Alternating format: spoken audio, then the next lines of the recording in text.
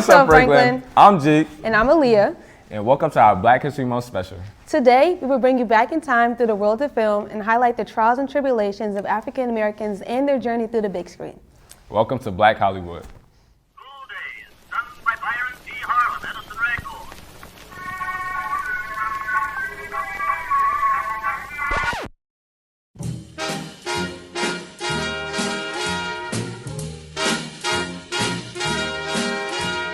It was during the silent era where black characters first appeared in films. In the 1915 movie Birth of a Nation, the black people were played by white people in blackface, and the characters were degrading stereotypes. One of the most notable filmmakers at the time was Oscar Micheaux. He is regarded as the first major African-American feature filmmaker in the country. He was shunned by the studios in Hollywood, but he wrote, produced, and directed his own films during a time where African Americans expected to stick to the status quo. For the next 30 years, he produced and directed films that challenged Jim Crow-era society. These types of films led to a black separatist cinema movement during the 1930s and 40s, which sought to counter negative images that were portrayed in Hollywood.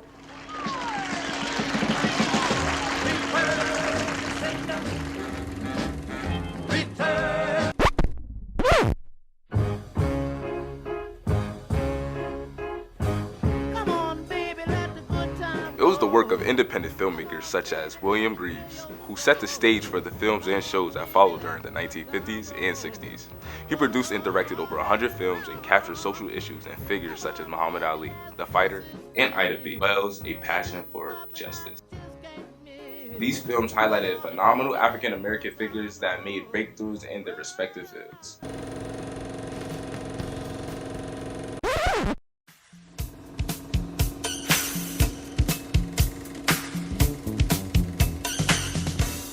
In the 70s, television shows about black people in America became more common. But the 70s also had movies called blaxploitation films, which were written and produced by black filmmakers for black audiences that showcased African Americans as heroes in movies. One person in particular was Gordon Parks, who became Hollywood's first major black director, bringing the iconic 1971 movie Shaft to theaters. Before the 70s, black people were rarely represented in movies. So black people made their own movies with action, drama, and excitement.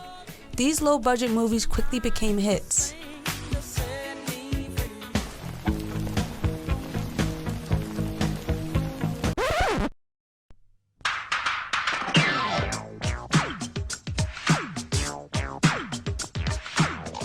In the 80s, there was an incredible range of film genres and styles. You also had several young black filmmakers who made films about what was going on in the world, like Spike Lee. It was his 1989 film, Do the Right Thing, that focused on racial tension and police overreaction. It is considered as one of the most important films of the era. During that time, black female filmmakers were also making their mark. One woman in particular was Debbie Allen. Debbie Allen is the creative genius behind the 1987 show, A Different World. At the time, there were a lot of things that could not be talked about on TV, but Debbie made sure that these important topics were addressed. A Different World's groundbreaking episodes were ahead of its time, taking on controversial topics for some that are still relevant today, such as race. Oh, hey, my grandfather came to this country with nothing. He couldn't even speak the language. But he worked hard, and he made a place for himself and his family. Now, why can't you people do the same? Hey, my grandfather built this country, man. He fought wars for it. And most places he went wouldn't let him sit down and get a cup of coffee. This is also why we chose the theme song from this show for our own show's opening this season, because the show is a perfect example of our theme this year, reviving the culture.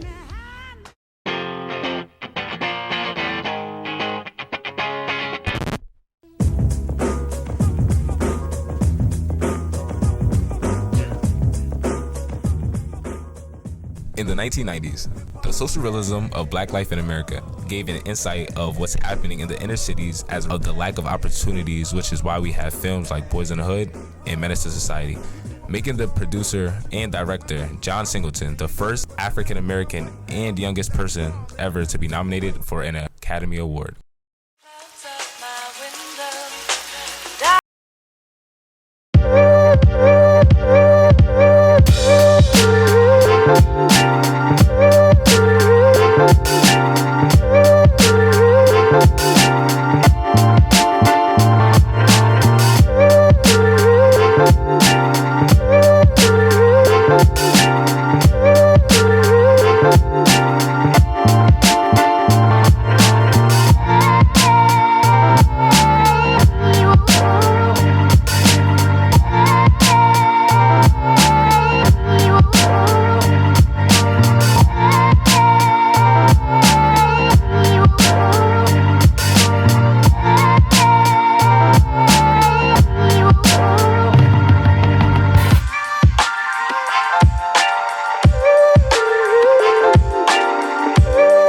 all the time that we have for today. Thank you for tuning in into One TV's Black History Month. Make sure to follow us on Instagram. And subscribe to our YouTube channel as well. And remember, every day is full of Black history, so cherish the future and embrace the past. And we'll see you in the halls, Franklin.